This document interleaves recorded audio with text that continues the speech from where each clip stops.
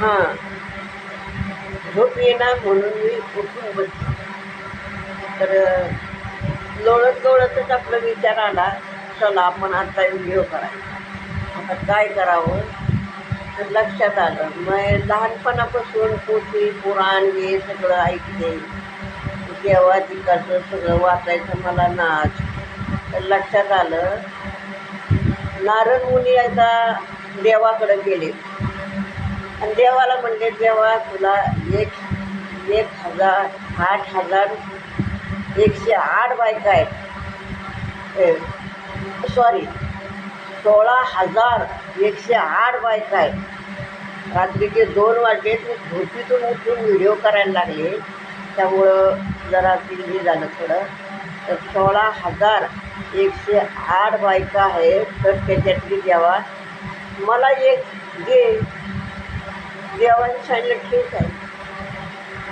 तर देवाने सांगितलं, मी जिथं नसल ती बाई तुली.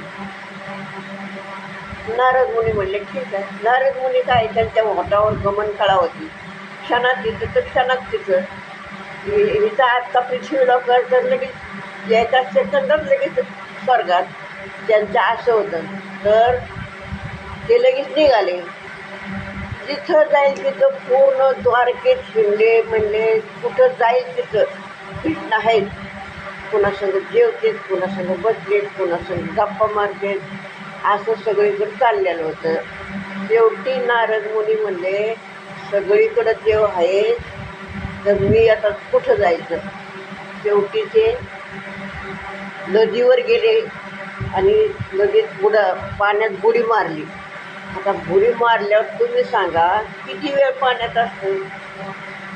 तर तेवढ्या टायमात ते त्यांचं लग्न झालं आणि ते त्यांना 60 पोरं झाले, 60.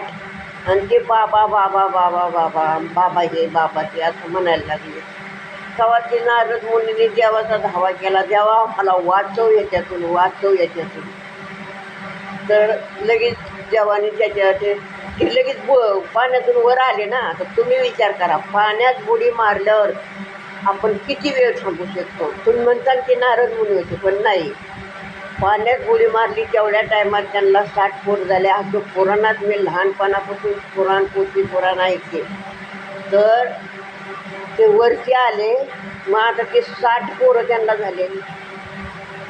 त्यांचे नावं कसे पोरं झाले, त्यांना पाण्यात बुडी मारल्यावर होती का बायको त्यांना. म्हणजे पाण्यात बुडी मारल्यावर ते 60 पोरं झाले, ते बाबा बाबा म्हणायला लागले. तर त्या पोरांचे नावं दरवर्षी पंचांगणावर 2 नावं असते, एक इकडं एक इकडं, मध्ये गणपतीचं चित्र. तर असं त्या नारद मुनीचं हे आहे. आता रात्रीचे 2 वाजलेत, मी हा व्हिडिओ केला आहे उठून, रात्रीतून उठून केला आहे. काय लक्षात येईल ते करायचं. कोण काय टाकते, मला काही कॉमेडी जमत नाही. मी असं देवाधिकाचं टाकून जाईन. तर ह्यासाठी काय करायला पाहिजे ते तुम्हाला माहीतच आहे. तर ह्याच्यात खाली लिहिलं पाहिजे की हे असं सांगितलेलं आहे म्हणून. याच्यात मला लिहिता येत नाही, तरी पण बघा आणि परत मला सांगा. आणि माझी अशी देवाधिकाची व्हिडिओ असते, कॉमेडी नाही येत मला. तर याच्यासाठी काय करावं लागतं, सबस्क्राईब करा.